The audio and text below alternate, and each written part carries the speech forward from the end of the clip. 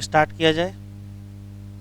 Last lecture पर हम लोग इनकम्प्लीट डोमिनेंस पढ़ रहे थे और काफ़ी हद तक उसमें जितना कुछ था वो हम लोगों ने पढ़ लिया था, लेकिन इनकम्प्लीट डोमिनेंस में दो एग्जाम्पल थे।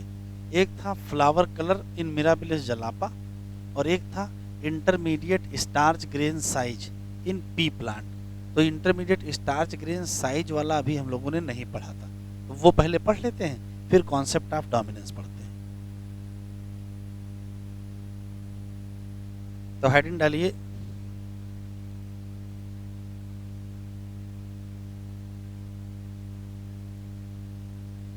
Incomplete dominance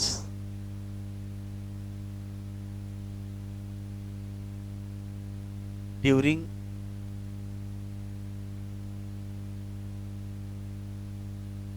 starch grain synthesis in P plant.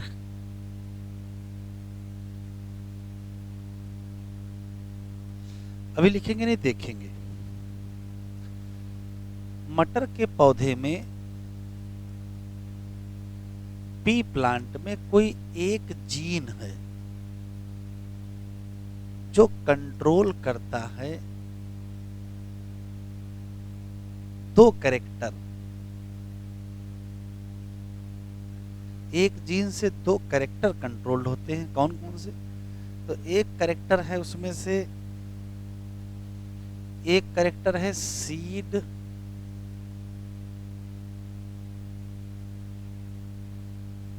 Shape. जैसे दो सीड होंगे शेप, एक होगा राउंड शेप और एक होगा रिंकल शेप, ठीक। और दूसरा जो कैरेक्टर ये कंट्रोल करता है वो है स्टार्च ग्रेन का साइज। अब साइज तीन होते हैं, एक large size, large starch grain, एक होता है इंटरमीडिएट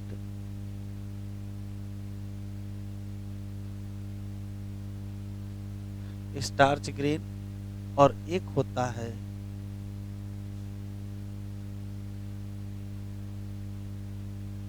स्टार्च की जो ग्रेन का साइज है वो तीन होते हैं। एक लार्ज होता है, एक इंटरमीडिएट होता है और एक स्मॉल होता है। अगर कोई एक जीन है तो उसके दो क्या होंगे? अलील होंगे। जैसे एक है कैपिटल बी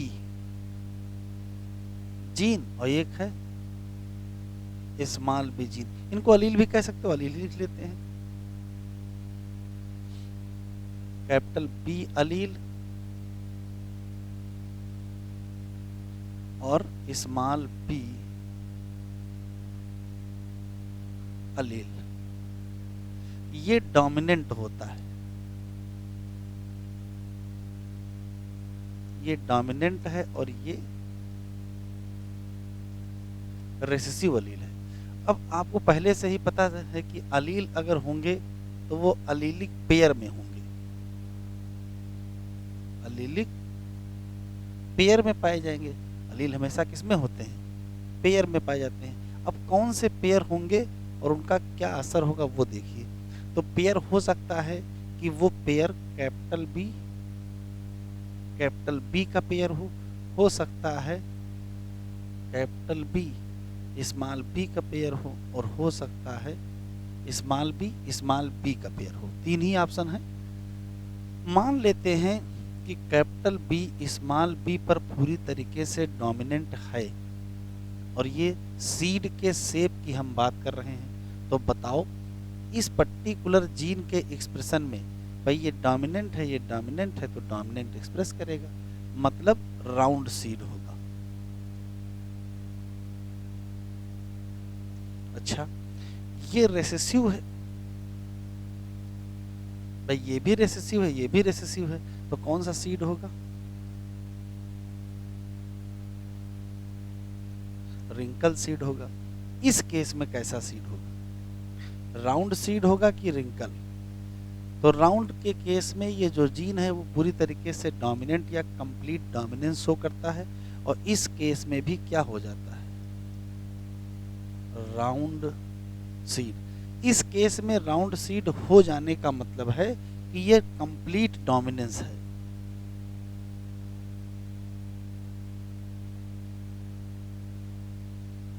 ये कंप्लीट डोमिनेंस है कैपिटल बी का, किसके ऊपर, स्मॉल बी के ऊपर। अब इधर देखो, फिर आता है कैपिटल बी का असर स्टार्च के ग्रेन के साइज पर। तो भाई देखो दोनों डोमिनेंट हैं तो बनेंगे लार्ज,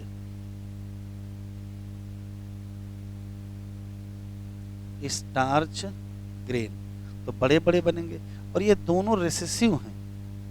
अगर दोनों रेसेसिव हैं तो बनेंगे क्या, स्मॉल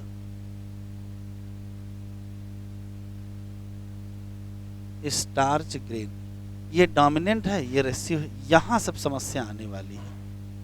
अब ध्यान से सुने क्या भाई, देखो कैपिटल बी स्मॉल बी पर अगर पूरी तरीके से डोमिनेंट होता तो इस केस में भी लार्ज साइज के ग्रेन बनते, लेकिन ऐसा हुआ नहीं। इस केस में बन गए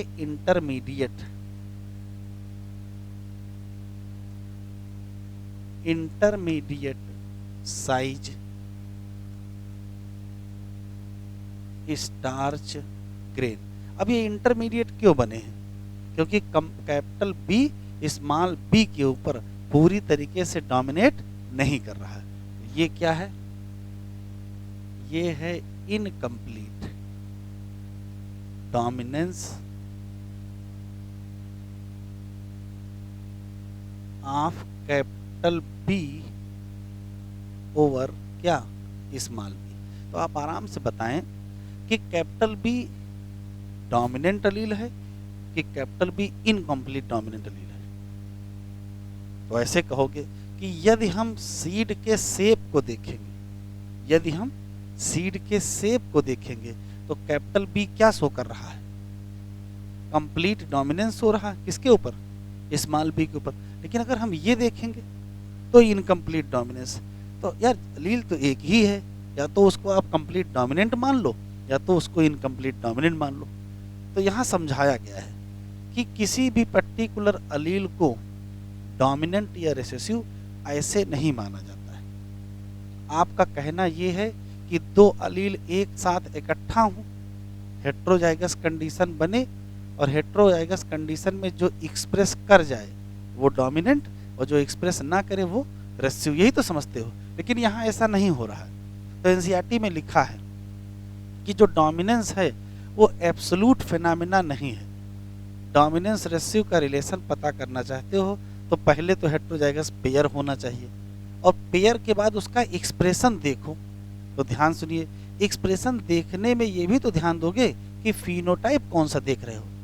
किसी एक ही अलील के अलग अलग फिनोटाइप में अगर आप नजरिया देखोगे, अगर किसी एक जीन से एक से ज़्यादा कैरेक्टर प्रभावित हो रहे हैं तो जो फिनोटाइप आप देख रहे होगे उसको हिसाब सोचोगे। जैसे यदि इधर लोग जो बैठे हैं वो ये देख रहे हैं स्टार्च का साइज, तो वो लोग कहेंगे कैपिटल बी कैसा जीन है, इनकम्प्लीट जीन है। लेकिन जो लोग इधर बैठे हैं वो ये देख रहे होंगे तो वो क्या कहेंगे, कंप्लीट डोमिनेंट है।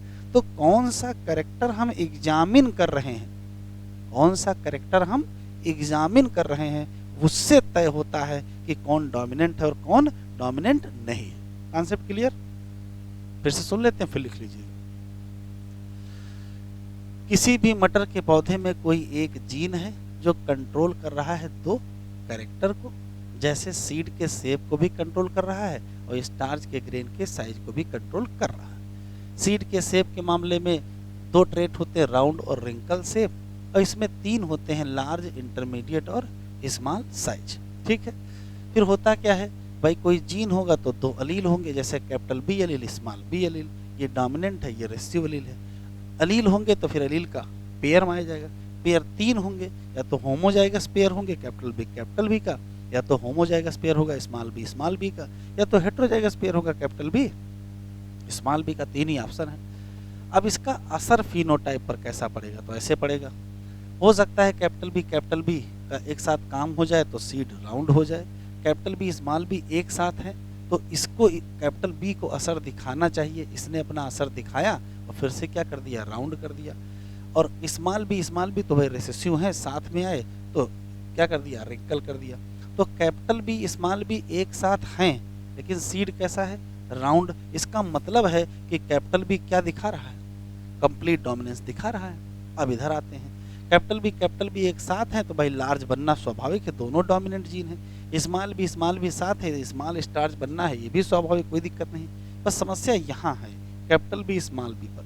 कैपिटल बी स्मॉल बी वाले केस में कैपिटल बी को स्मॉल बी पर पूरी तरीके से डोमिनेंस कर लेना चाहिए था और लार्ज साइज बनाना चाहिए था, लेकिन बनाया नहीं। क्या हुआ, क्या बन गया, इंटरमीडिएट साइज। अब इंटरमीडिएट बनने का मतलब है कि कैपिटल बी क्या शो कर रहा है, incomplete dominance of capital B over small B. तो डोमिनेंस जीन कब कहोगे कब नहीं कहोगे, उसकी दो शर्तें हैं। पहली बात तो किसी एक अलील को अकेले हम डोमिनेंस नहीं कहेंगे, उसका पेयर हमको चाहिए। और दूसरा हम ये भी ध्यान देंगे कि कौन सा फिनोटाइप हम देख रहे हैं। यदि हम सीड का शेप देख रहे हैं तो बी को आप डोमिनेंट अलील कहोगे, और यदि हम स्टार्च के ग्रेन का साइज देख रहे होंगे तो बी को ही क्या कहोगे, इनकम्प्लीट डोमिनेंस कहोगे। अब लिखो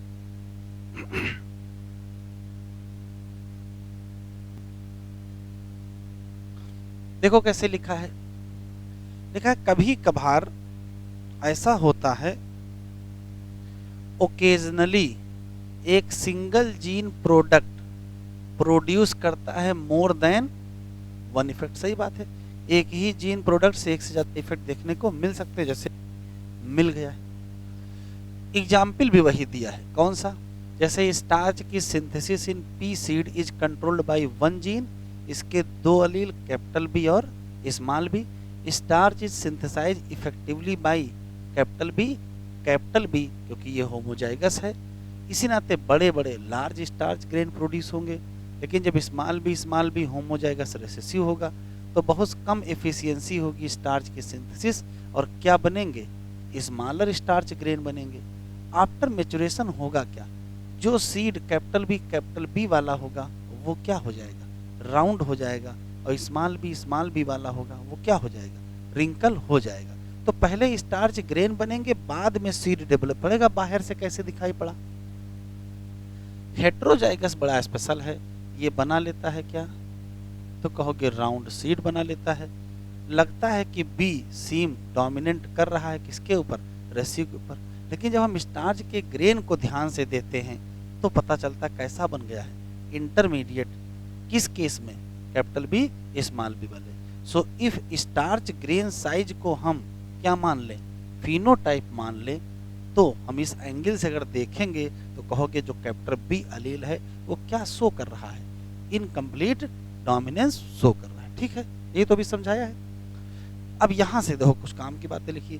डोमिनेंस जो है वो एक ऑटोनॉमस फीचर नहीं है, dominance is not an autonomous feature of gene या उसके प्रोडक्ट का जो इसमें इंफॉर्मेशन हो। ये वास्तव में किस पर डिपेंड करता है, डोमिनेंस किस पर डिपेंड करता है, तो कहोगे ये डिपेंड ऑन, तो एक बात तो कहोगे जीन के प्रोडक्ट पर, मतलब वो कैपिटल बी है या कैपिटल बी स्मॉल बी है या स्मॉल बी है। लेकिन सिर्फ प्रोडक्ट पर ही नहीं डिपेंड करता है, प्रोडक्ट के अलावा वो पर्टिकुलर फिनोटाइप पर भी डिपेंड करता है कि कौन सा फिनोटाइप आप देख रहे हो।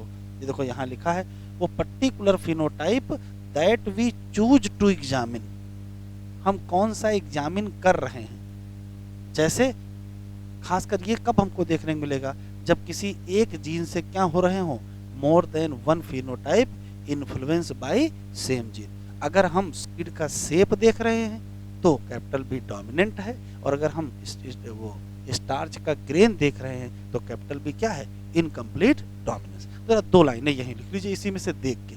पहली लाइन तो ये लिख लीजिए, पहली लाइन ये लिख लीजिए,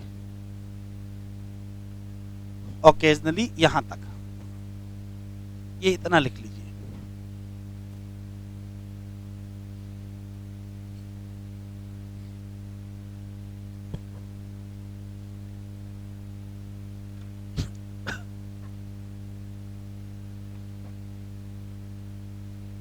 occasionally single gene product may produce more than one effect और example. Occasionally single gene product may produce more than one effect, और इसका एग्जाम्पल लिख लीजिए। एग्जाम्पल लिख लीजिए, सिंगल जीन इन्फ्लुएंस।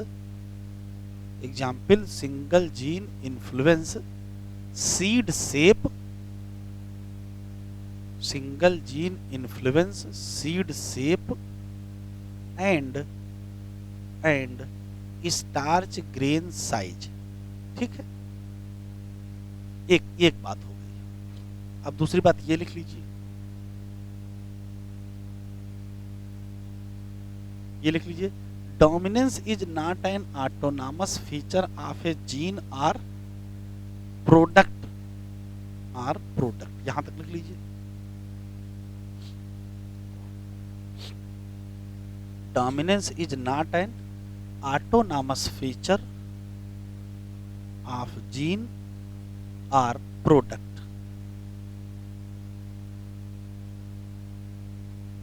तो फिर डोमिनेंस डिपेंड किस पर करेगा? तो नई लाइन से लिखिए, यहां तक लिख लिया, नई लाइन से लिखिए, dominance depend on, dominance depend on, dominance depend on, जो बोल रहे हैं वो लिखिए, देख के ना लिखिए। Dominance depend on gene product and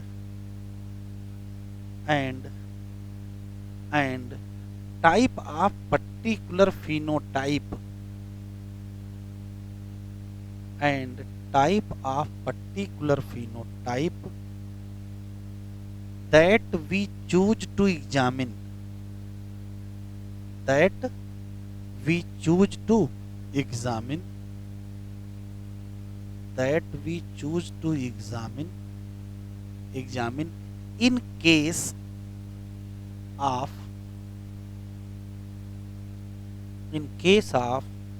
more than one phenotype, in case of more than one phenotype, in case of more than one phenotype influenced by same gene, influenced by same gene।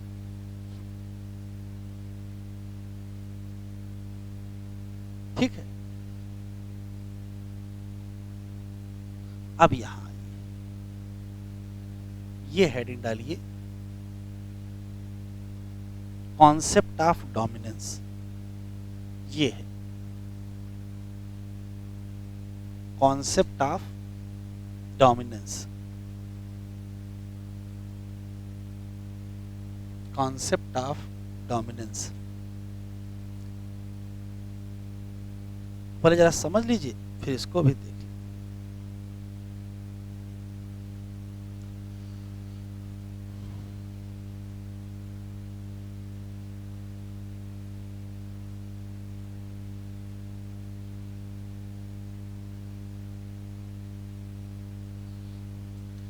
Concept of dominance में दो तीन बातें बताई गई, जरा देख लीजिए फिर लिखिएगा।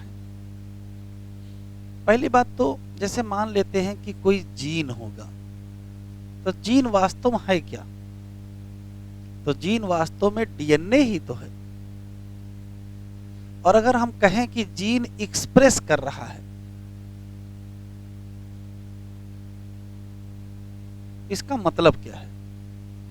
तो इसका मतलब सिर्फ इतना है कि वह जीन एक्सप्रेस करने का मतलब है कि फिर डीएनए से क्या बना लो, आरएनए बना लो, और आरएनए से क्या बना लो, प्रोटीन बना लो, और उस प्रोटीन से फिर कोई एंजाइम बना लो, और उस एंजाइम से कोई फंक्शन करा लो, या इस प्रोटीन से कोई फंक्शन करा लो। तो जीन के एक्सप्रेशन का मतलब ही है कि या तो फिर कोई पर्टिकुलर प्रोटीन बनवा लो, या फिर कोई एंजाइम बना लो, या फिर कोई स्पेशल फंक्शन करवा लो।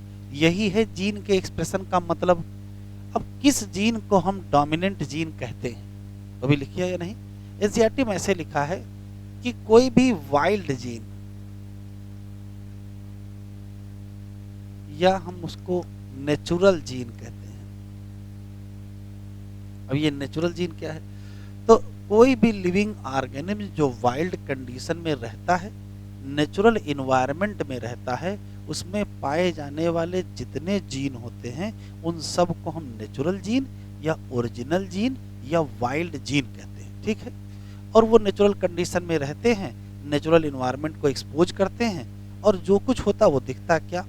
तो ये नेचुरल जीन अपना एक्सप्रेस करेगा, इसका होगा नॉर्मल एक्सप्रेशन।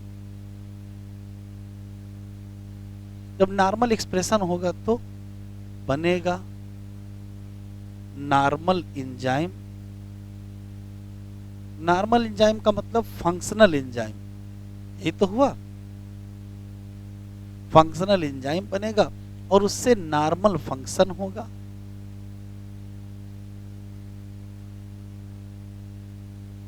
और नॉर्मल फंक्शन का मतलब ही है कि नॉर्मल फिनोटाइप होगा।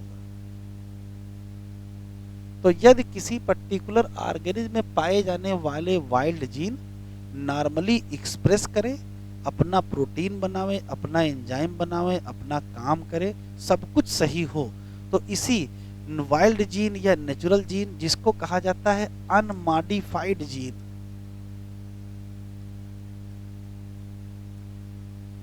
इसी अनमॉडिफाइड जीन को माना जाता है डोमिनेंट जीन।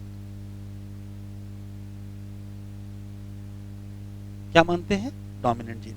लेकिन यदि कोई, बेटा लिखो नहीं, अभी लिखने का टाइम देंगे, आराम से लिखना। यदि कोई जीन नेचुरल कंडीशन में रह रहा है तो सनलाइट के एक्सपोजर में होगा, कुछ खाएगा, कुछ पिएगा, सब कुछ होगा, कुछ न कुछ केमिकल इंटरेक्शन होगा और कुछ न कुछ फिजिकल इंटरेक्शन होगा, अल्ट्रावायलेट रेज का भी एक्सपोजर होगा, तो कुछ न कुछ जीन में म्यूटेशन होगा और जीन में म्यूटेशन से जीन चेंज हो जाएगा। तो जो जीन है ओरिजिनल नेचुरल जीन है, उसमें कुछ न कुछ क्या होगा?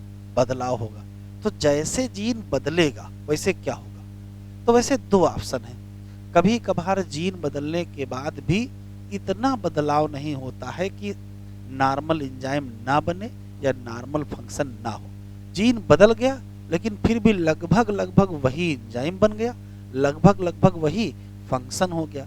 तो इस बदले हुए जीन को भी हम क्या कहेंगे? डोमिनेंट जीन ही कहेंगे। या तो जीन बदला ना हो वो डोमिनेंट, जीन बदल गया हो लेकिन उसका असर ना बदला हो, भले ही उसमें बेस पेयर में कुछ चेंज आ गया हो लेकिन उसका जो बाहर फिनोटाइपिक एक्सप्रेशन है उसमें ज्यादा चेंज ना आया हो, तो भी उसको हम क्या मानेंगे? डोमिनेंट। लेकिन एक ऑप्शन यहाँ भी ये भी तो है कि जीन में इतना बदलाव हो गया हो, इतना बेस पेयर बदल गया हो कि या तो वो एंजाइम बने ही ना, या तो वो एंजाइम बने ही ना, और अगर बने तो नॉन फंक्शनल एंजाइम बने, मतलब फिर फंक्शन ना हो। तो यदि जीन में बदलाव होने के बाद फंक्शन नहीं हुआ, फिनोटाइप का एक्सप्रेशन वो नहीं हुआ, तो उसी बदले हुए जीन को फिर हम क्या कहेंगे? रेसेसिव जीन कहेंगे। तो इसके बाद या तो अनमॉडिफाइड होगा और दूसरा फिर कौन सा हमको मिलेगा?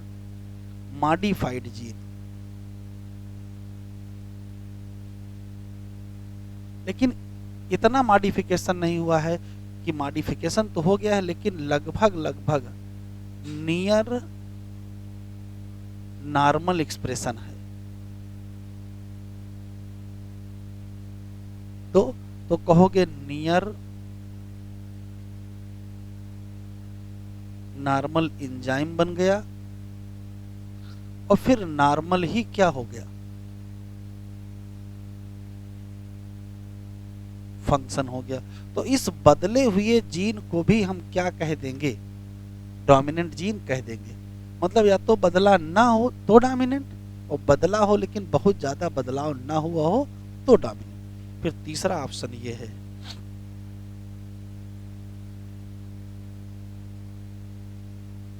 Modified gene. इतना मॉडिफाइड जीन है कि क्या ना हो, या तो एक्सप्रेशन ही ना हो, या तो एक्सप्रेशन ही ना हो, या फिर एब नॉर्मल एक्सप्रेशन हो जाए। बात तो एक ही है, मतलब या तो एंजाइम नो बने, बने ही ना, नो एंजाइम, और या तो फिर नॉन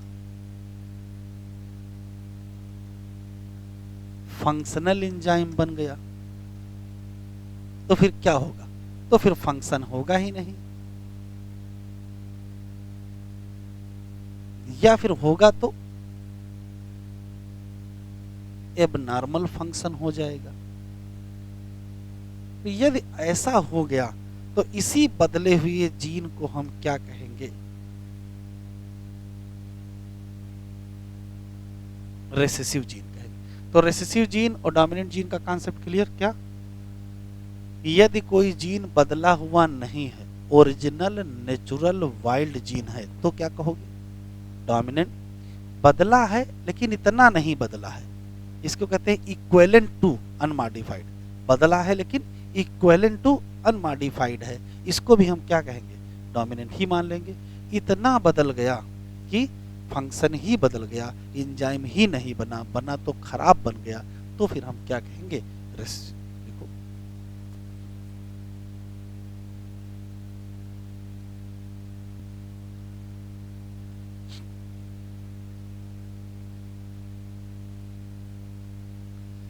देखो एनसीईआरटी में लिखा हुआ है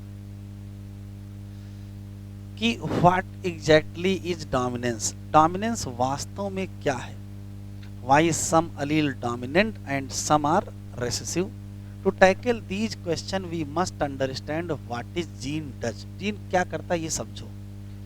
Every gene you know by now contain, उसमें इंफॉर्मेशन होती है कि एक्सप्रेस करो क्या? किसी पर्टिकुलर ट्रेट को। किसी डिप्लॉयड ऑर्गेनिज्म में 2 कॉपीज ऑफ ईच जीन पाई जाती हैं और उसको कहते क्या हो? अलील। और these 2 allele need not always be identical. जरूरी नहीं है कि वो कैपिटल बी ही हो या स्मॉल बी ही हो हो सकता कि वो क्या होंगे? वो हेटेरोजाइगस भी हो सकते हैं।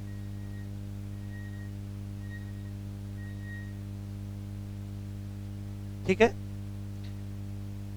One of them may be different due to some changes that is it has undergone.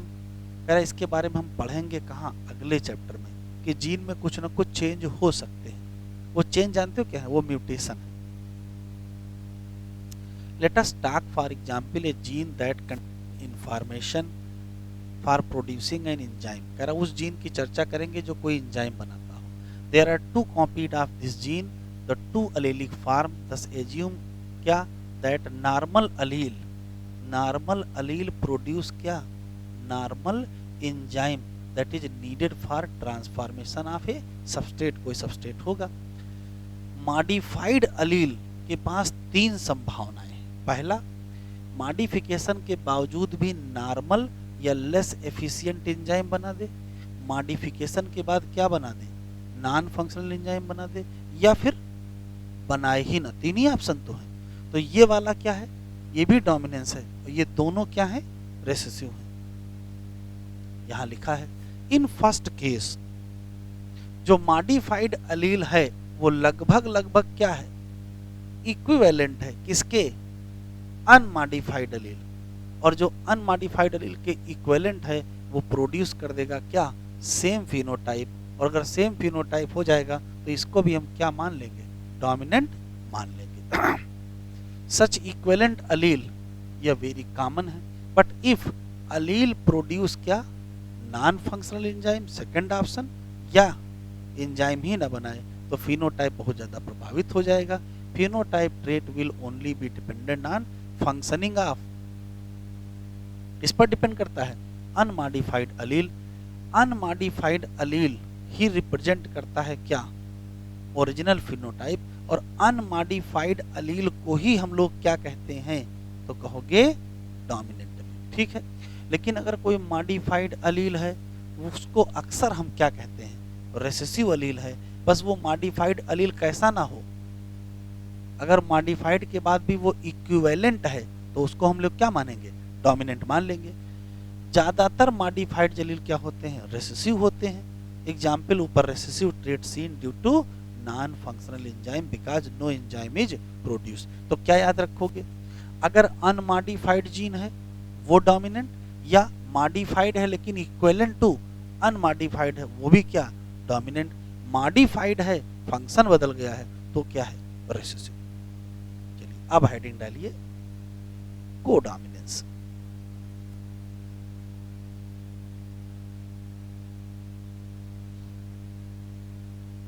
Codominance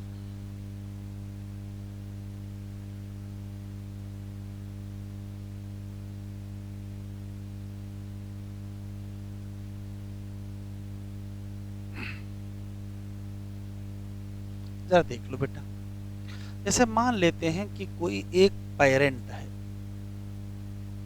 और इसके पास कैपिटल ए अलील है। कोई मान लेते हैं कोई दूसरा पेरेंट है, इसके पास स्मॉल ए अलील हैं, ठीक है। इस पेरेंट का कोई ना कोई फिनोटाइप होगा और इस पेरेंट का भी कोई ना कोई फिनोटाइप होगा। जब हम लोग क्रॉस कराएंगे तो बनेगा कैपिटल ए स्मॉल ए, ये तो बनेगा, और इसको हम लोग F1 कहेंगे। ये बताओ इस F1 का फिनोटाइप कैसा होगा? आराम से सोचें, आराम से बताएं। इस F1 का फिनोटाइप इस पेरेंट के जैसा होगा कि इस पेरेंट के जैसा होगा? इस वाले पेरेंट के जैसा होगा। कब? जब डोमिनेंस का फिनोमेना होगा। तो यदि F1 प्रोजनी का फिनोटाइप डोमिनेंट पेरेंट के जैसा हो, तो एक पेरेंट के जैसा हो, तो उसको हम लोग क्या कहेंगे? डोमिनेंस कहेंगे। लेकिन अगर ऐसा ना हो तो देखो क्या होगा। अगर ऐसा हो जाए कि इस पर्टिकुलर F1 का जो फिनोटाइप है वो ना इसके जैसा हो ना इसके जैसा हो, तब तो अभी पीछे पढ़ के आए हैं कि F1 प्रोजनी का फिनोटाइप किसी भी पेरेंट के जैसा नहीं होता है, तो वो क्या होता है? Incomplete dominance. अच्छा, तीसरा नया कॉन्सेप्ट देखो, ऐसा कुछ ना हो जाए कि इसका जो फिनोटाइप है वो बोथ पेरेंट जैसा हो जाए।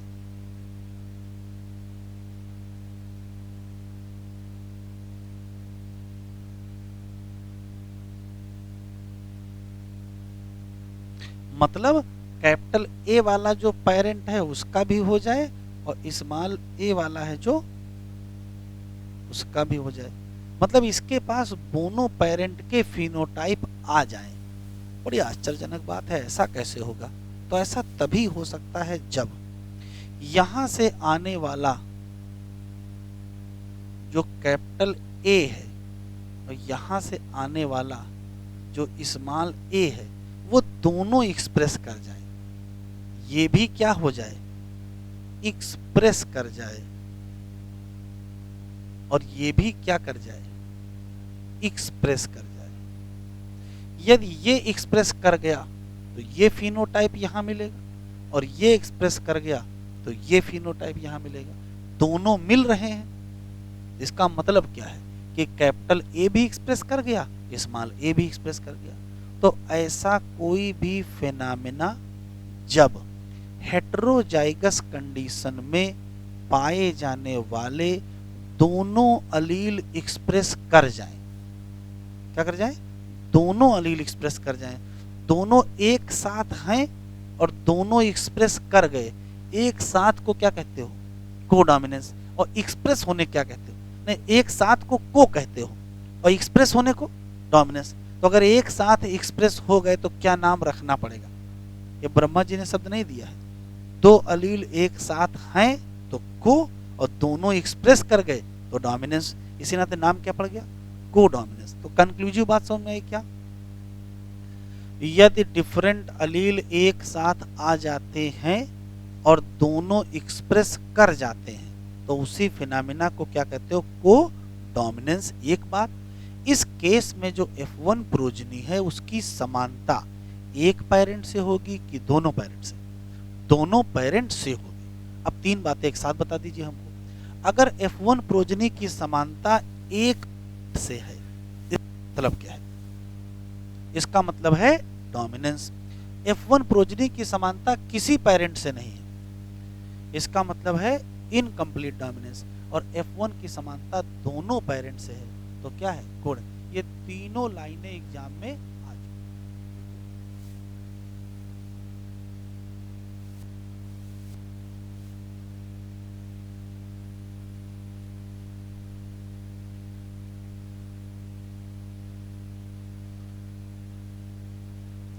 लिख लीजिए, codominance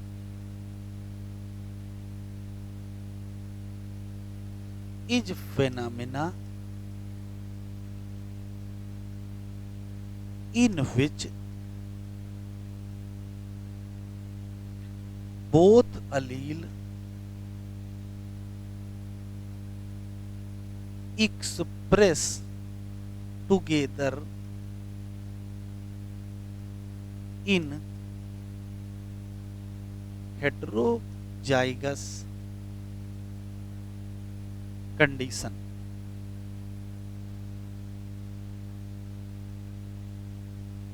Both allele express together in heterozygous condition। एक बात, इसके एग्जाम्पल कौन से हैं?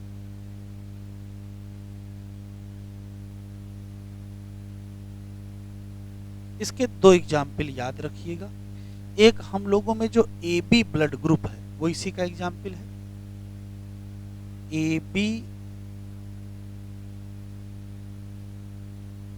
ब्लड ग्रुप इन ह्यूमन, और दूसरा एग्जाम्पल है sickle cell anaemia in human in heterozygous condition. ये दो एग्जाम्पल हैं और तीन बातें याद कर लेंगे स्पष्ट। यदि F1 प्रोजनी की समानता एक पेरेंट से है तो डोमिनेंस, किसी पेरेंट से नहीं है तो इनकम्प्लीट डोमिनेंस, और दोनों पेरेंट से है तो को डोमिनेंस। देखिए,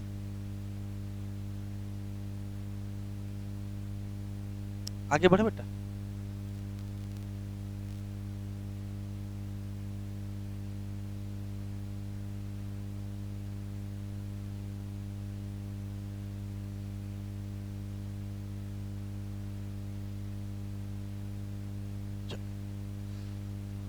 तो पॉइंट्स लिख लो। इफ F1 प्रोजनी so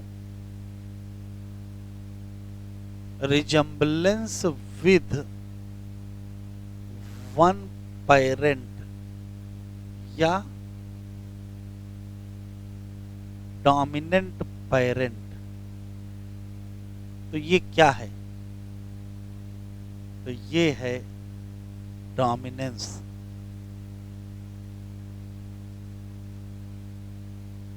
या कंप्लीट डोमिनेंस कह सकते हो। दूसरा है if F1 progeny so resemblance not so कर दीजिए। अच्छा ठीक है, सो रिजम्बलेंस विद बोथ पेरेंट, तो ये क्या है?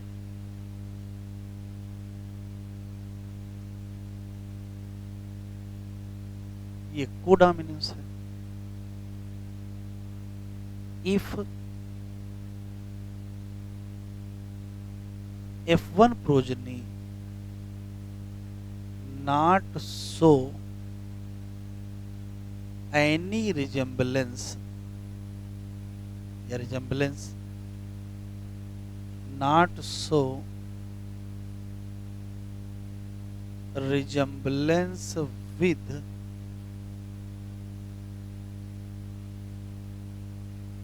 एनी पेरेंट, तो ये क्या है?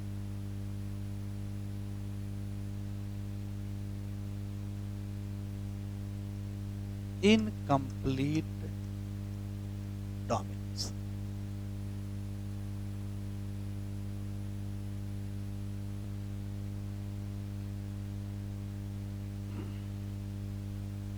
तो अब हम लोग देखेंगे कोडोमिनेंस इन AB ब्लड ग्रुप। AB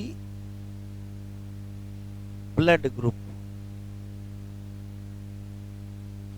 कैसे? तो देखते चले, लिखते चले। जैसे मान लेते हैं कि कोई पेरेंट है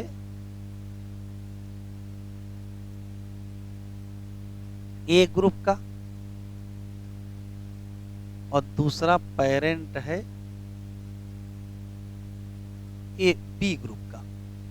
अगर कोई ए ग्रुप का पेरेंट होता है तो उसमें होता है ए एंटीजन। कहाँ? आरबीसी पर। और कोई बी ग्रुप का होता है तो बी एंटीजन ऑन आरबीसी। ठीक है, मान लेते हैं कि इसका जीनोटाइप IA है और मान लेते हैं कि इसका जीनोटाइप IB है। प्योर पेरेंट लिया गया, ये प्योर AA है, ये प्योर BB है।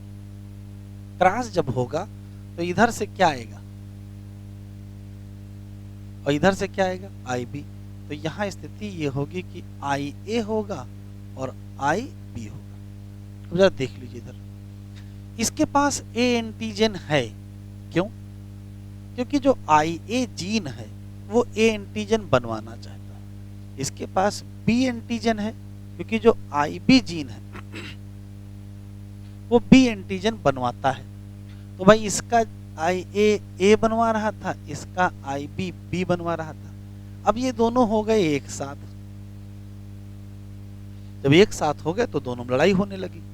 ये कह रहा है कि हम A एंटीजन बनवाएंगे और ये कह रहा है हम B एंटीजन बनवाएंगे। आरबीसी के पास गए, इसका हल निकालिए। तो आरबीसी ने कहा कि दोनों लोग अपना अपना एंटीजन बना दो। तो क्या हुआ?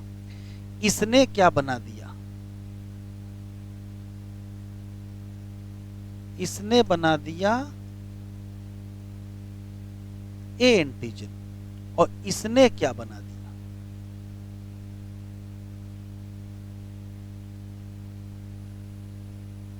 तो बताओ यहां कौन से एंटीजन होंगे? तो कहोगे have both A and B antigen. और अगर किसी में दोनों एंटीजन होते हैं तो उसका ब्लड ग्रुप AB ग्रुप हो गया। अब ध्यान सुनिएगा, इस AB ग्रुप में A एंटीजन है, इसका मतलब ये फिनोटाइप है, और इसमें B एंटीजन है, इसका मतलब ये फिनोटाइप है। इसका मतलब इसके पास दोनों फिनोटाइप है, इस पेरेंट का भी है और इस पेरेंट का भी है। ऐसा क्यों हुआ है? ऐसा इस नाते हुआ है कि IA भी एक्सप्रेस कर गया, IB भी। दो अलील एक साथ हैं और दोनों एक्सप्रेस कर गए, तो ये क्या है? कोडोमिनेंस। तो ऐसा क्यों हुआ है? तो कहोगे बोथ IA एंड IB क्या कर गए हैं? एक्सप्रेस कर गए हैं। और अगर ये दोनों एक्सप्रेस कर गए हैं तो ये है क्या? अभी पीछे समझाए हैं, कोडोमिनेंस। इसी नाते AB ब्लड ग्रुप किसका एग्जाम्पल है? आंसर देंगे कोडोमिनेंस। A एंटीजन हो गए इस पेरेंट के जैसा, B एंटीजन हो गया इस पेरेंट के जैसा, दोनों हैं तो दोनों पेरेंट जैसे हैं। क्यों? क्योंकि दोनों क्या कर गए? एक्सप्रेस कर गए। लिखो,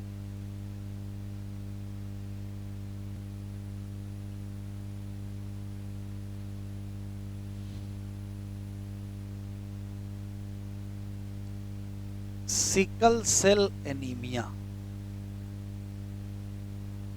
जरा देख लो, ह्यूमन में आरबीसी का जो शेप है उसके लिए कोई एक जीन है और जिसके 2 अलील हैं, लिखते चले। अब जो 2 अलील हैं उसमें से एक अलील का नाम HbA है और दूसरे का नाम HbS है। ये डोमिनेंट अलील है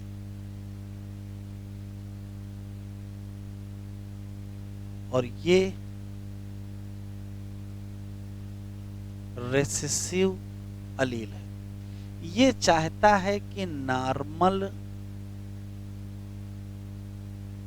आरबीसी बने। और नॉर्मल आरबीसी होती कैसी है? तो नॉर्मल आरबीसी होती है बाई कॉन्केव, याद आया? इस टाइप की होती है ना? यही तो नॉर्मल आरबीसी है। और ये चाहता है नहीं,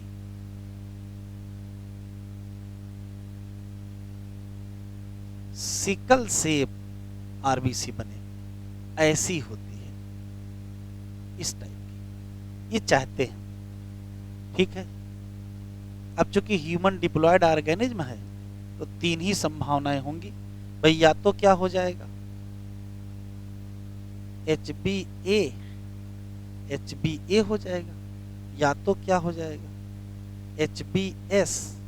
HbS, और या तो क्या हो जाएगा HbA, HbS। यही 3 तो संभावनाएं, और कुछ तो नहीं है। मान लेते ये है जीनोटाइप।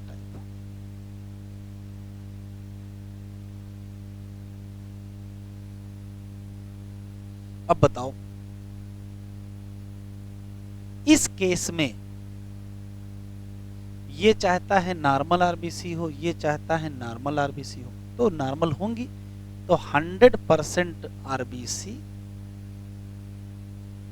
क्या होंगे?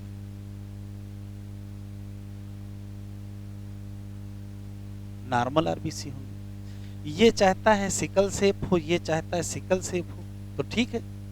एक लोग कह रहे हैं हम कोचिंग नहीं जाएंगे, दूसरा कह रहा है हम भी कोचिंग नहीं जाएंगे, तो ठीक है, फिर दोनों लोग कोचिंग नहीं जाएंगे। ये भी कह रहे हैं काम नहीं करेंगे, ये भी कह रहे हैं काम नहीं करेंगे, तो फिर काम कहाँ होगा? बिल्कुल नहीं होगा। ये है 100% आरबीसी कैसी हो जाएंगी? सिकल शेप हो जाएंगे। यहां जरा देखो, आप सोचो कि यदि HbA dominant gene HbS recessive gene पर पूरी तरीके से डोमिनेंस शो करता तो क्या होता? तो 100% आरबीसी नॉर्मल बनती और क्या होता? HbA का असर होता, डोमिनेंट फिनोमेना दिखता, लेकिन ऐसा हुआ नहीं। HbA एक्सप्रेस कर गया, HbS भी एक्सप्रेस कर गया। अब अगर दोनों एक्सप्रेस कर गए तो क्या होगा? तो HbA कहेगा हम नॉर्मल आरबीसी बनाएंगे और HbS कहेगा हम सिकल शेप आरबीसी। तो ये तय हुआ कि देखो तुम आधी आरबीसी कर लो नॉर्मल और हम आधी आरबीसी कर लेंगे सिकल शेप, तो 50-50% हो जाएगा।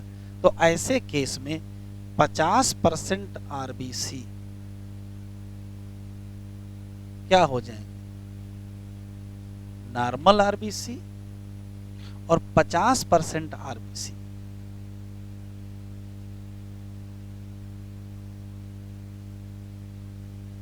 Sickle shape RBC. तो बताओ, दोनों एक्सप्रेस कर गए ना? तो अगर दोनों एक्सप्रेस कर गए हैं तो ये है क्या? ये डोमिनेंस है कि कोडोमिनेंस है कि इनकम्प्लीट डोमिनेंस है? तो कहोगे ये कोडोमिनेंस है।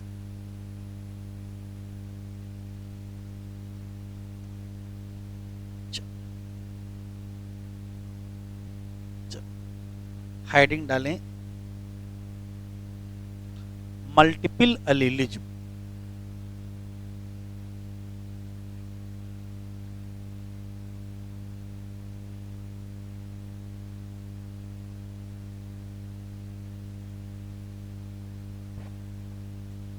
नियम सुन लो क्या है। नियम यह है कि किसी भी एक जीन के 2 अलील होते हैं। क्यों? 3 क्यों नहीं होते?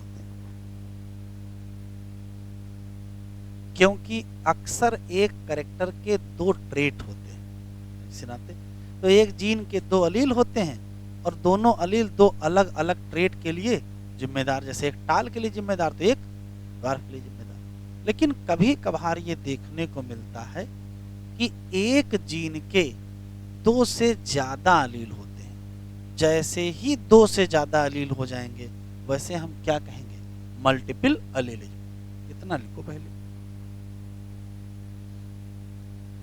नॉर्मली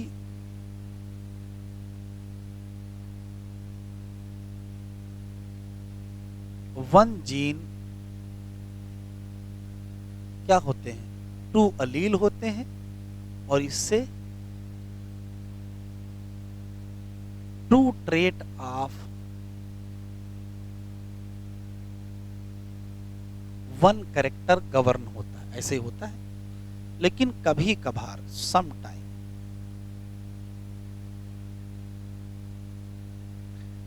एक जीन के मोर देन टू अलील होते हैं। जैसे मोर देन टू अलील होगा इसी को कहोगे क्या,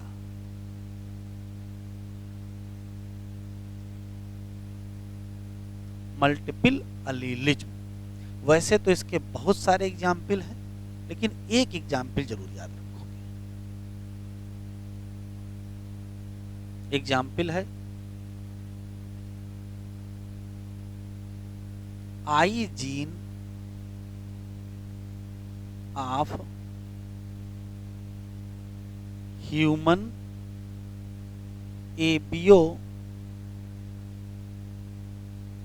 ब्लड ग्रुप। ह्यूमन के एबियो ब्लड ग्रुप का जो आई जीन है ये कहां पाया जाता है, तो पहले तो इसका फुल फॉर्म लिख लीजिए, आइसो हीमोग्लूटिनिन जीन।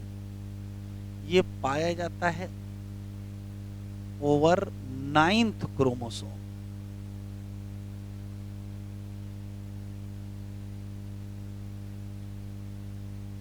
कहां पाया जाता है, 9th क्रोमोसोम पर पाया जाता है। तो यहां से लिखेंगे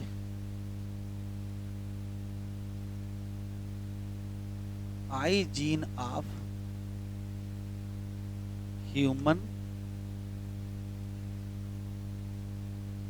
एबियो ग्रुप। ये मल्टीपल अलीलिज्म का एग्जाम्पल है क्योंकि इसके 3 अलील पाए जाते हैं। जैसे कहोगे 3 अलील वैसे पूछेगा कौन कौन से, तो नाम बताना पड़ेगा। एक होता है आई ए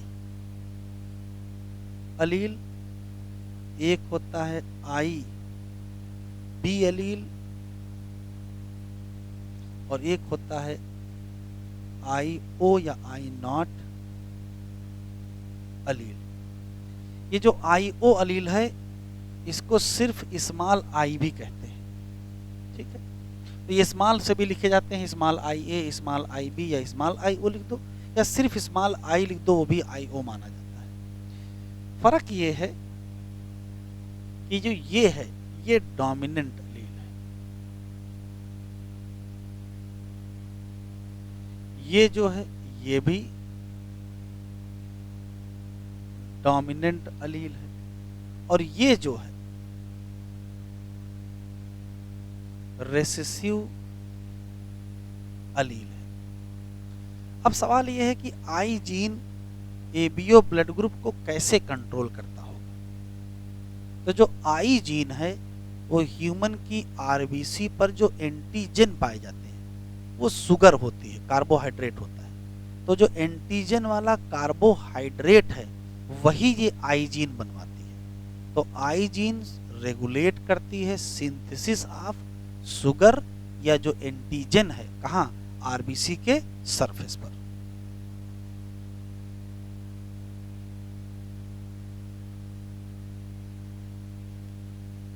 रेगुलेट करेगा या कंट्रोल करेगा सिंथेसिस ऑफ शुगर या एंटीजन जो प्रेजेंट होगा कहाँ, प्रेजेंट ऑन आरबीसी सरफेस। तो ये बताओ यदि डोमिनेंट अलील है तो ये कौन सा शुगर बनवाएगा, ये आई ए एंटीजन या ए शुगर बनवाएगा, आई बी एंटीजन या बी शुगर बनवाएगा, और आई ओ ये रेसेसिव है तो ये कोई भी शुगर नहीं बनवाएगा। तो ये क्या कराएगा, फार्म कौन सा, ए एंटीजन ये क्या करेगा, फार्म बी एंटीजन, और ये नहीं बनाएगा, नो फॉर्मेशन ऑफ एंटीजन, मतलब नो शुगर, वो शुगर नहीं बनवाएगा। आई जीन की जिम्मेदारी है शुगर बनवाना आरबीसी की सरफेस पर।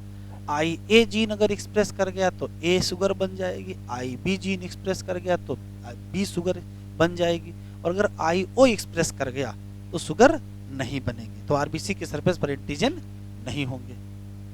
इसका रिजल्ट होगा नो एंटीजन ऑन आरबीसी। एक क्वेश्चन और बता दीजिए, ये जो आई ए है, आई बी है या आई ओ है, ये तीनों किसी एक ह्यूमन में पाए जाएंगे?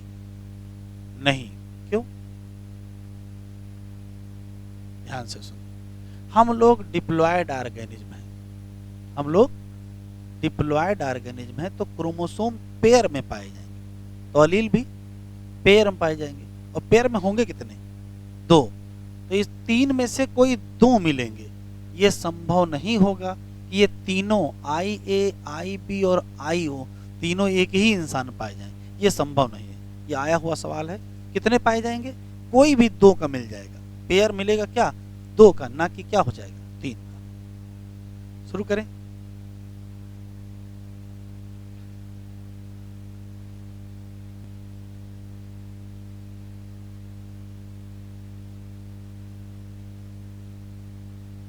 इन सिंगल ह्यूमन, किसी एक ह्यूमन में आल कौन से, आई ए, आई बी और आई ओ नॉट फाउंड, एक साथ तीनों नहीं मिलेंगे। क्यों? बिकॉज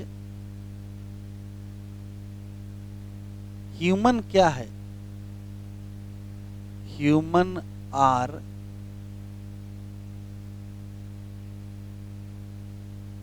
डिप्लॉयड ऑर्गेनिज्म, और अगर ये डिप्लॉयड ऑर्गेनिज्म है तो क्रोमोसोम किसमें होंगे? पेयर में होंगे, और अगर पेयर में होंगे तो केवल एनी टू मिलेंगे।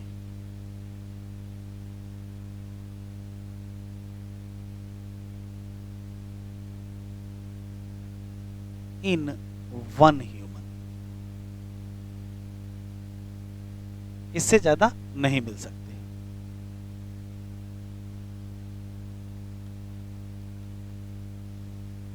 अब ये जो आई ए, आई ओ और आई बी हैं, ये क्या बनाएंगे? तो कहोगे अलीलिक पेयर बनाएंगे। अब पेयर बताओ कौन से बनेंगे, तो देखते जाओ।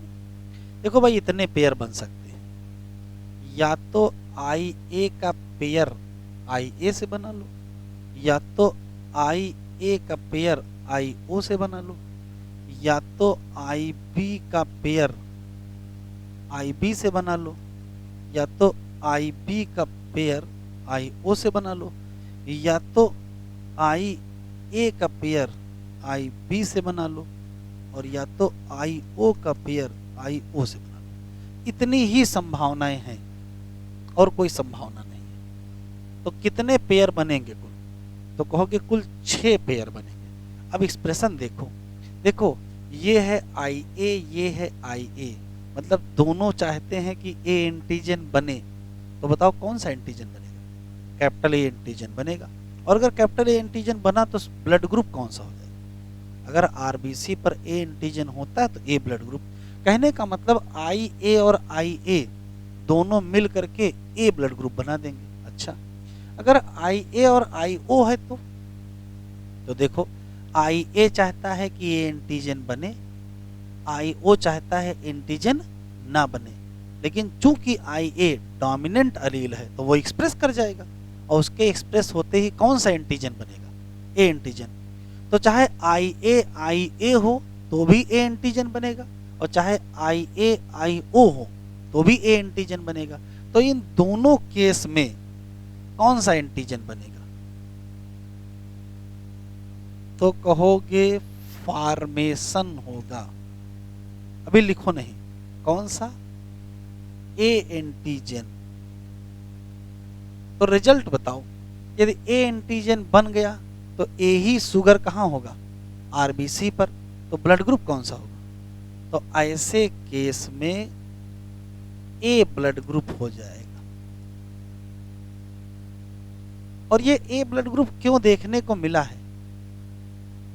क्योंकि डोमिनेंस एक्सप्रेशन हुआ है। भाई ये दोनों थे तो भी डोमिनेंट एक्सप्रेस किया, ये थे तो भी डोमिनेंट एक्सप्रेस किया, तो ये कौन सा एक्सप्रेशन है? Dominant expression. अभी लिखो नहीं, सुन लो। अच्छा इधर आओ, ये है आई बी, ये है आई बी, दोनों चाहते हैं बी एंटीजन बनाना, और दोनों ये चाह रहे हैं तो बन ही जाएगा, कोई दिक्कत नहीं है। तो आई बी अगर एक साथ हैं तो बी एंटीजन बनने से कोई नहीं रोक सकता है। आई बी आई ओ जब है तब, तो आई बी कहता हम बी बनाएंगे, आई ओ कहता हम बनाने देंगे नहीं, लेकिन आई बी जीत जाएगा, क्यों? वो डोमिनेंट है। तो इन दोनों जीनोटाइप में क्या बनेगा? बी एंटीजन बन जाएगा। और अगर बी एंटीजन बन गया तो ब्लड ग्रुप बी। ये बताओ बी ब्लड ग्रुप बना किस फिनोमेना के नाते? तो फिर वही क्या कहोगे? डोमिनेंट एक्सप्रेशन तो होगा। तो इस केस में क्या बनेगा? तो इस केस में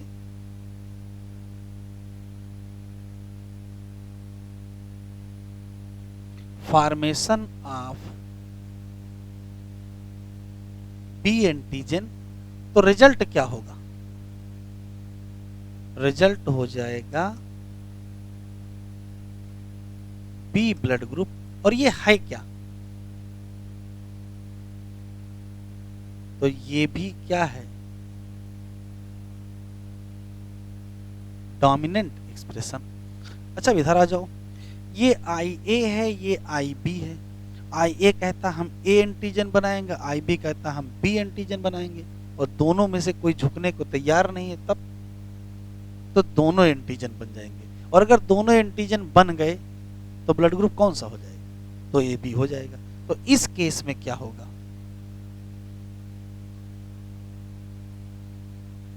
इस केस में formation of A and B antigen, और अगर दोनों बन गए तो क्या कहोगे? तो कहोगे ए बी ब्लड ग्रुप। तो बताओ ये कौन सा फिनोमेना है? तो अब ये चूंकि दोनों एक्सप्रेस कर गए हैं तो इसे कहोगे कोडोमिनेंट।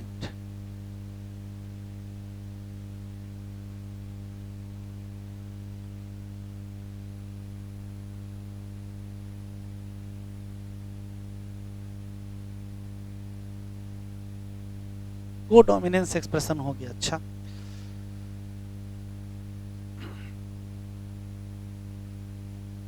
ये क्या स्थिति है? देखो ये भी कह रहे हैं कोचिंग नहीं जाएंगे, और ये भी कह रहे हैं कोचिंग नहीं जाएंगे। अब जब दोनों रूम पार्टनर कह रहे हैं कोचिंग नहीं जाएंगे, एक्स्ट्रा क्लास नहीं करना है, तो फिर नहीं जाएंगे। अगर कोई एक कह रहा होता तो भले दूसरे का मन करता है चलो हम भी चलें। तो न ये कह रहे हैं एंटीजन बनाएंगे, न ये कह रहे हैं एंटीजन बनाएंगे, तो क्या बनेगा? बिल्कुल ही नहीं बनेगा। तो नो फॉर्मेशन।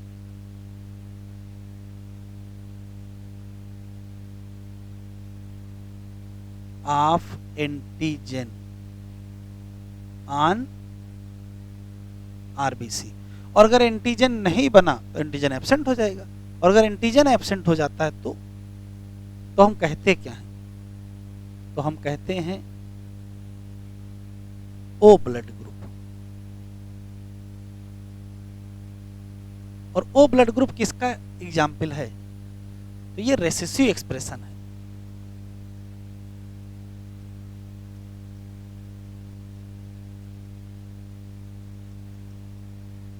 कितने टाइप के ब्लड ग्रुप बने?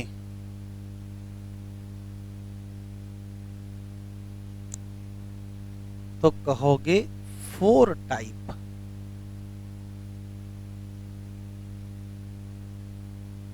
ब्लड ग्रुप, और 4 टाइप ब्लड ग्रुप का मतलब 4 टाइप क्या है? फिनोटाइप। जबकि कितने टाइप के जीनोटाइप थे? तो कहोगे 6 टाइप जीनोटाइप से बने क्या? 4 टाइप ब्लड ग्रुप। तो आई जीन के कितने जीनोटाइप हैं? आई जीन के कितने जीनोटाइप हैं? तो कहोगे 6 type genotype of I gene. तो ह्यूमन के एबीओ ब्लड ग्रुप इनहेरिटेंस में आई जीन के कितने जीनोटाइप बने? 6। और कितने फिनोटाइप बने? 4। 4 फिनोटाइप, 4 टाइप के ब्लड ग्रुप। कौन से जीनोटाइप से कौन सा ब्लड ग्रुप बनेगा? तो कहोगे इन दोनों से ए ब्लड ग्रुप, इन दोनों से बी ब्लड ग्रुप, इनसे ए बी ब्लड ग्रुप और इनसे ओ ब्लड ग्रुप। लिखो। ये बताओ आई जीन जो एबीओ ब्लड ग्रुप के लिए जिम्मेदार है वो किस किस चीज का एग्जाम्पल है? तो कहोगे वो मल्टीपल एलिलिज्म का एग्जाम्पल है। ठीक, इसमें तो कोई शक नहीं। लेकिन ये डोमिनेंस का भी तो एग्जाम्पल है। भाई डोमिनेंट एक्सप्रेशन दिख रहा है, देखो डोमिनेंट दिख रहा है, तो डोमिनेंट का भी एग्जाम्पल है। रेसेसिव का भी एग्जाम्पल है, देखो रेसेसिव दिख रहा है। और कोडोमिनेंस। आया हुआ सवाल है कि किस किस चीज का ये एग्जाम्पल है या किस किस चीज को रिप्रेजेंट करता है? तो कहोगे मल्टीपल एलिलिज्म को रिप्रेजेंट करता है, डोमिनेंट एक्सप्रेशन भी है, रेसेसिव एक्सप्रेशन भी है और को डोमिनेंस भी है। तो एक लाइन जरा लिख लीजिए। ह्यूमन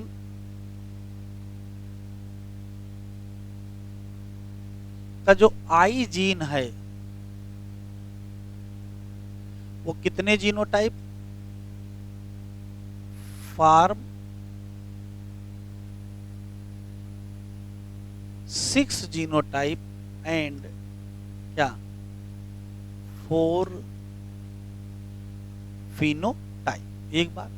दूसरा, जो आई जीन है वो एग्जाम्पल है किसका किसका?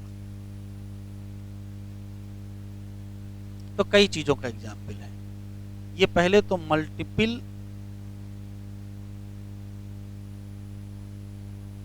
एलिलिज्म का एग्जाम्पल है, ये डोमिनेंस का भी है, ये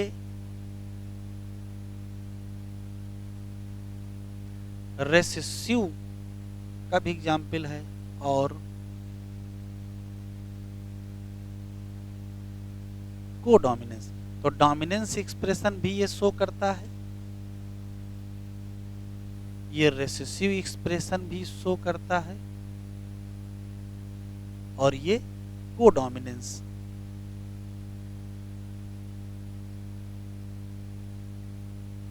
एक्सप्रेशन भी शो करता है।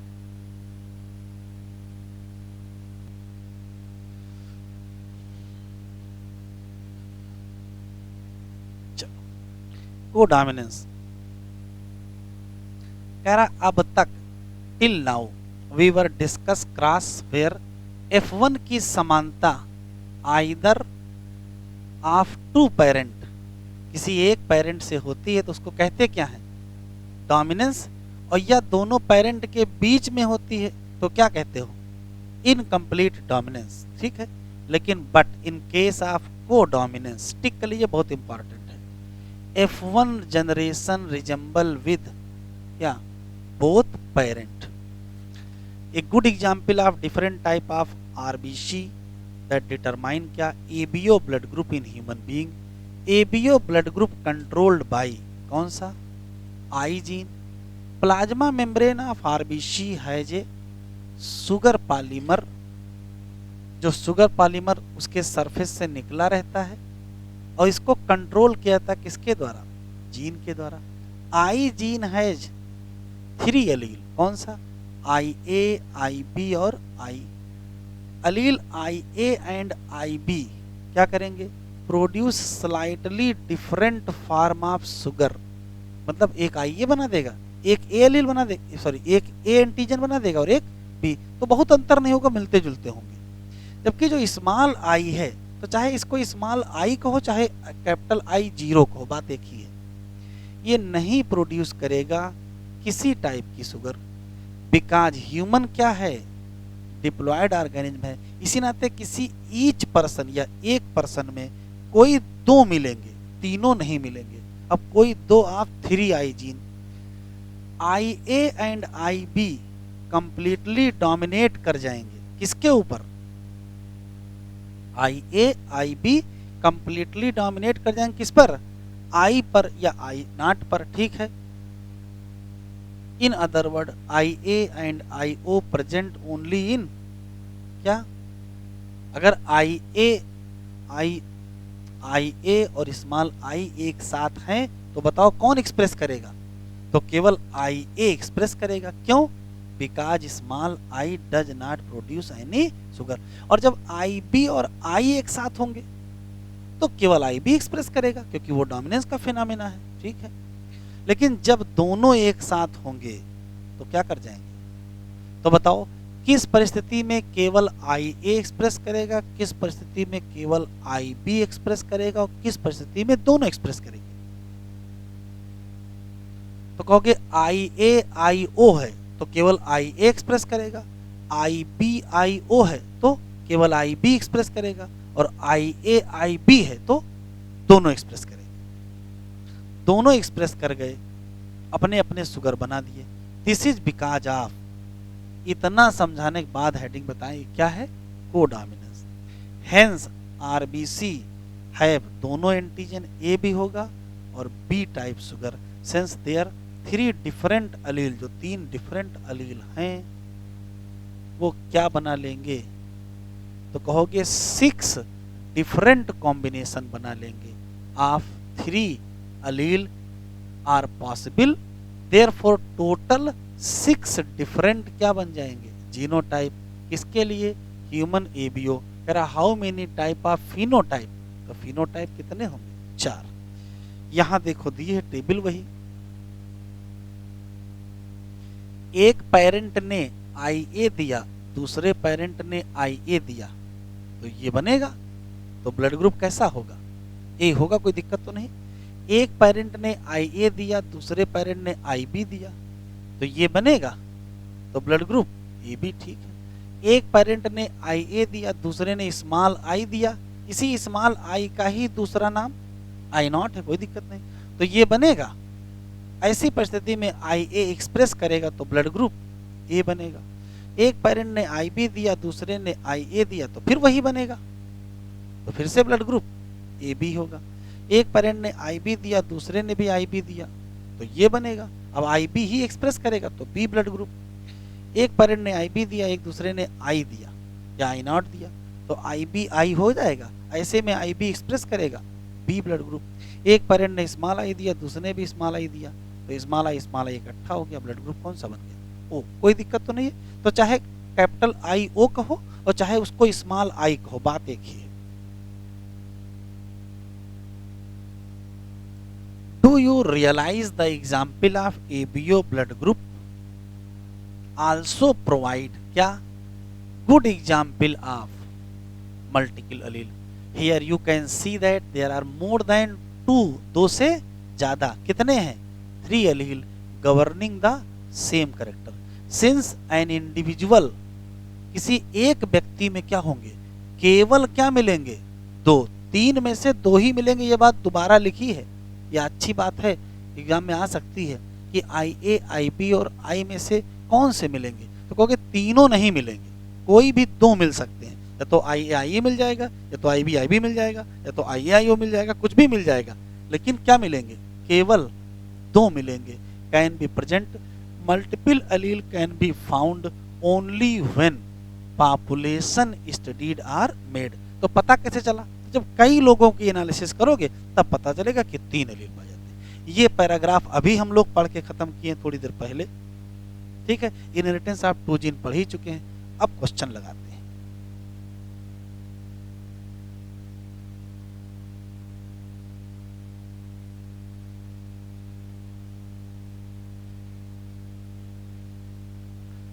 चलिए क्वेश्चन लिखिए।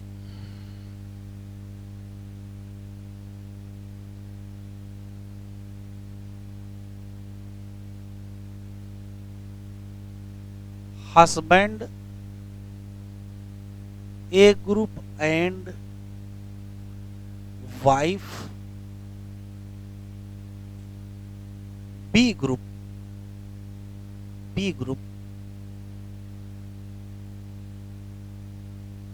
what is possible blood group of children's?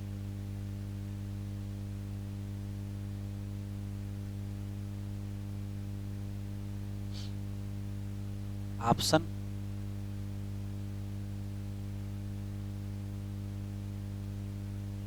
A B only, दूसरा ऑप्शन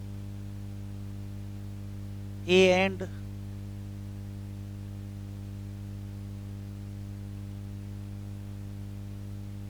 ओनली, तीसरा बी एंड ओनली, चौथा A and A B only, पांचवा B and A B only, छठा ए बी ओनली, सातवां A B and O all. Answer ना बताओ। चलो देखते हैं इस क्वेश्चन में कैसे गलतियां होती हैं और कैसे गलत आंसर निकलते हैं।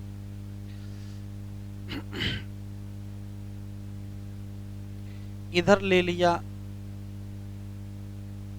हस्बैंड और इधर ले लिया वाइफ। इसका ब्लड ग्रुप ए दिया है, इसका ब्लड ग्रुप बी दिया है, लेकिन जीनोटाइप नहीं दिया है। दिया है जीनोटाइप? नहीं दिया है। तो ए के जीनोटाइप कौन कौन से हो सकते हैं? तो भाई हो सकता है कि ये आई ए का हो, या हो सकता है ये आई ओ का हो। अच्छा ये इसके पास भी तो 2 ऑप्शन है, या तो आई बी होगा और या तो आई ओ होगा। अच्छा क्वेश्चन में जीनोटाइप तो बताया नहीं है, तो बताओ किसका किसका क्रॉस करा दे। तो देखो किसका किसका करा सकते हैं भाई। हो सकता है अंदर से इसका ये जीनोटाइप हो, अंदर से इसका ये जीनोटाइप हो, ऐसा हो सकता है। तो लाओ क्रॉस करा लेते हैं। इधर लिख लिया क्या आई ए और इधर लिख लिया आई बी। तो जब क्रॉस कराओगे तो रिजल्ट बताओ क्या भाई। इधर से आ जाएगा आई ए और इधर से आ जाएगा आई बी, और ब्लड ग्रुप कौन सा बन गया? A B. और पहले ऑप्शन दिया है, एक ऑप्शन ये, मतलब इतना लगाए ए बी ऑप्शन मिल गया, बहुत खुश हुए और टिक किए घर चले आए। तो पहला तरीका है सवाल गलत करने का ये। दूसरा देखो, मान लेते हैं इसका यही है, लेकिन हो सकता है इसका ये हो, ऐसा भी तो हो सकता है। कर लेते हैं। इधर की तरफ ले लिया आई ए और इधर की तरफ ले लिया आई ओ। अब बताओ तो इधर से तो भाई आई ए ही आएगा, इधर से हो सकता है ये आ जाए, तो क्या बनेगा आई ए आई बी, और इधर से आई ए आई ओ। ये ब्लड ग्रुप कौन सा है और ये कौन सा है? ए। कोई ऑप्शन ये मिल गया, बहुत खुश हुई है ना, ये भी मिल गया, इसको टिक कर देते हैं। ऐसे ही ऐसा भी तो हो सकता है भाई, इधर से ये हो और इधर से ये हो, नहीं हो सकता है। ऐसा भी तो हो सकता है भाई, इधर ये हो इधर ये हो। तो 4 क्रॉस हैं यहाँ, और क्वेश्चन में तो कुछ इंडिकेट नहीं किया है कि कौन सा क्रॉस कराओगे। जो कराओगे वो आंसर यहाँ मिलेगा। पहला कराया पहले मिल गया, ये कराया चौथा मिल गया, अभी कहो ये करा दें भी मिल जाएगा, सारे मिल जाएंगे। तो करोगे क्या? तो ध्यान से सुने, ब्लड ग्रुप के क्वेश्चन में क्रॉस कराने से पहले ये सोचेंगे कि पूछ क्या रहा है। तो क्वेश्चन में लिखा है पॉसिबल, जैसे ही पॉसिबिलिटी पूछेगा तो मैक्सिमम पॉसिबिलिटी आपको निकालना है कि क्या क्या हो सकता है। तो मैक्सिमम पॉसिबिलिटी निकालने के लिए अगर हमारे पास हेटेरोजाइगस जीनोटाइप संभव है तो हम उसी से क्रॉस कराएंगे। हैं यहाँ चारों संभावनाएं, लेकिन क्रॉस हम सिर्फ इसका क्रॉस इससे कराएंगे बस, बाकी नहीं कराएंगे। क्योंकि क्वेश्चन में क्या कहा है? पॉसिबिलिटी। तो यदि पॉसिबिलिटी पूछ लिया है और आपके पास संभावनाएं हैं 4 क्रॉस कराने की, तो कौन सा कराओगे? तो हेटेरोजाइगस कराएंगे। अब तो फिर इनको सबको मिटा देते हैं, तो कराएंगे कौन सा? इधर की तरफ क्या ले लेंगे? आई ए आई ओ, और इधर की तरफ क्या ले लेंगे? आई बी आई ओ। अब कराओ। तो भाई इसको इसके साथ ले लोगे तो क्या होगा?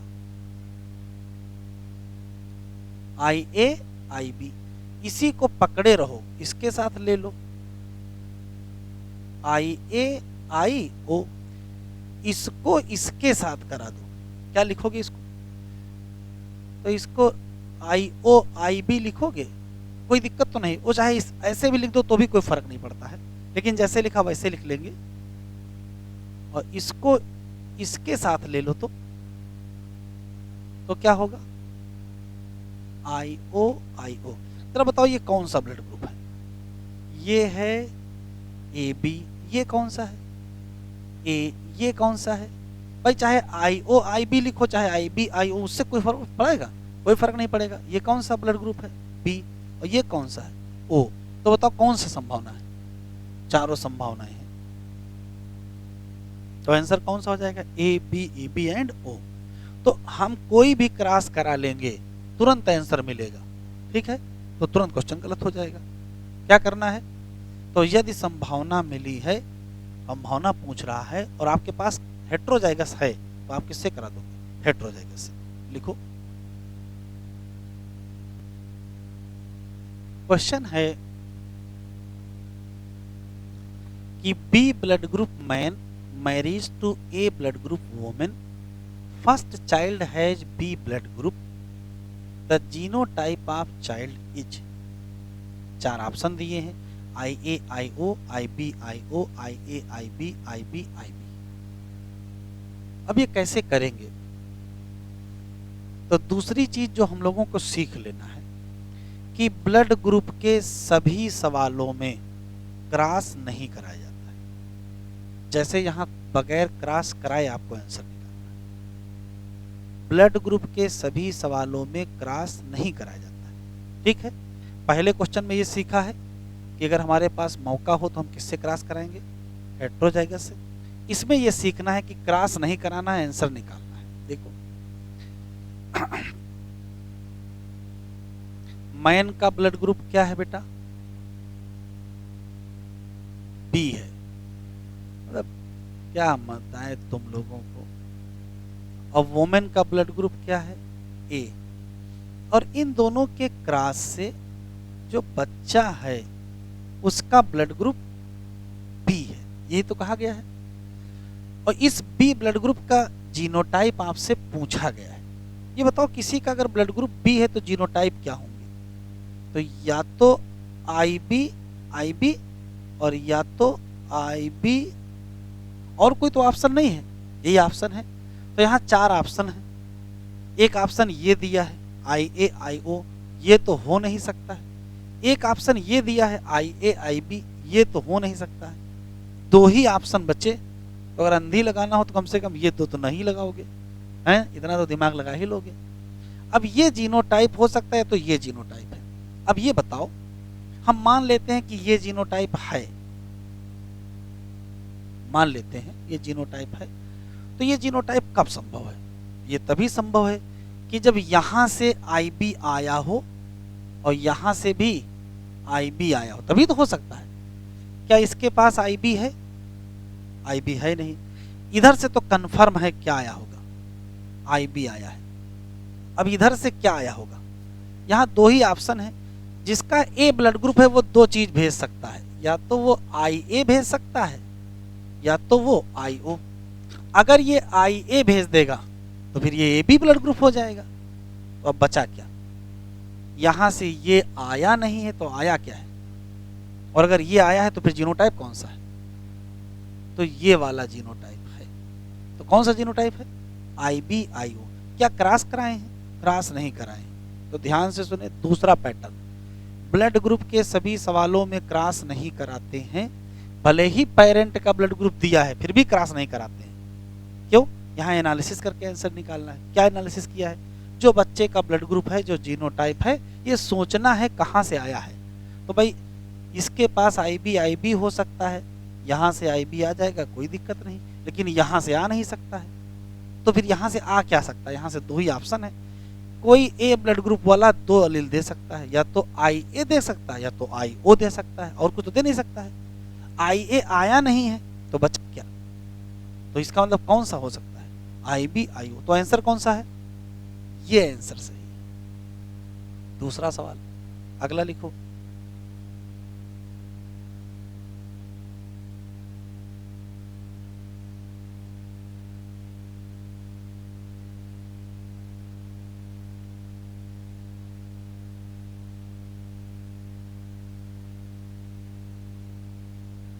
लिखें?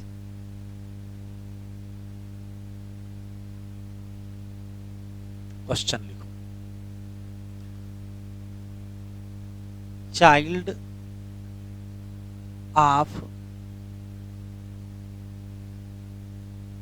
ओ group have B group mother, what is blood group of father?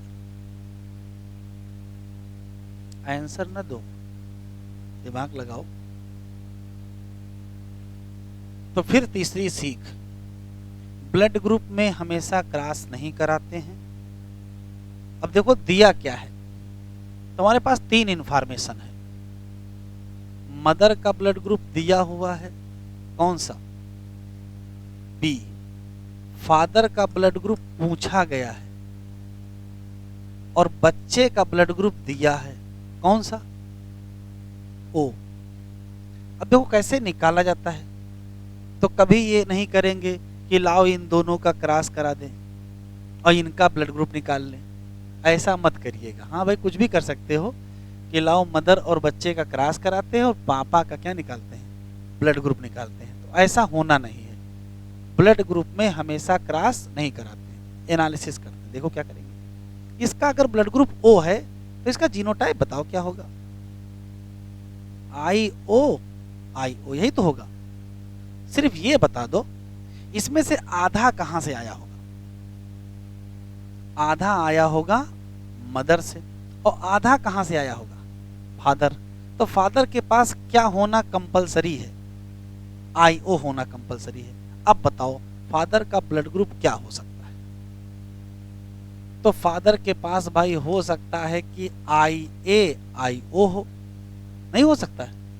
हो सकता है। अच्छा, हो सकता फादर के पास आई बी आई ओ हो तो भी तो भेज सकता है, और हो सकता फादर के पास आई ओ हो। अच्छा, अगर फादर के पास ये होता IA IB, तब ऐसा हो सकता था। तो फादर के पास ये संभव नहीं है, ये संभव है, ये संभव है, ये संभव है। तो फादर का ब्लड ग्रुप पॉसिबल है क्या? तो कहोगे ए भी पॉसिबल है, बी भी पॉसिबल है और ओ भी पॉसिबल है। और अगर ये क्लेम कर रहे हैं कि इनका ब्लड ग्रुप AB है, तो ये फादर नहीं है। अगर ये क्लेम कर रहे हैं कि इनका ब्लड ग्रुप AB है, तो ये क्या है? फादर नहीं है। इसी नाते पैटर्निटी डिस्प्यूट में भी ब्लड ग्रुप का इस्तेमाल किया जाता है। इस टाइप के सवाल मिलेंगे कि मदर इस ब्लड ग्रुप का है और फादर इस ब्लड ग्रुप के हैं, बच्चा इस ब्लड ग्रुप में है, बताओ कौन झूठ बोल रहा है? तो बच्चा काहे झूठ बोलेगा, उससे कोई मतलब नहीं है। या तो मदर झूठ बोल रही है या तो फादर झूठ बोल रहे हैं। इस केस में क्लेम करें फादर जिनका AB ब्लड ग्रुप है, इस केस में क्लेम करें फादर जिनका AB ब्लड ग्रुप है, तो क्या उनका क्लेम सही है? उनका क्लेम गलत है। कहें ये हमारा बच्चा है, हैं? ये कहें ये हमारा बच्चा है और इनका ब्लड ग्रुप कैसा है? AB, ये संभव है? नहीं संभव। अरे DNA कैसे मैच कर जाएगा? ब्लड ग्रुप नहीं मैच किया तो DNA तो बहुत दूर की बात है। अब question,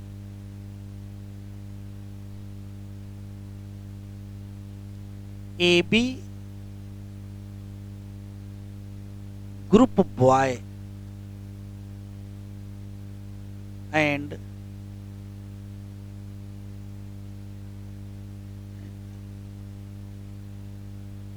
AB group boy has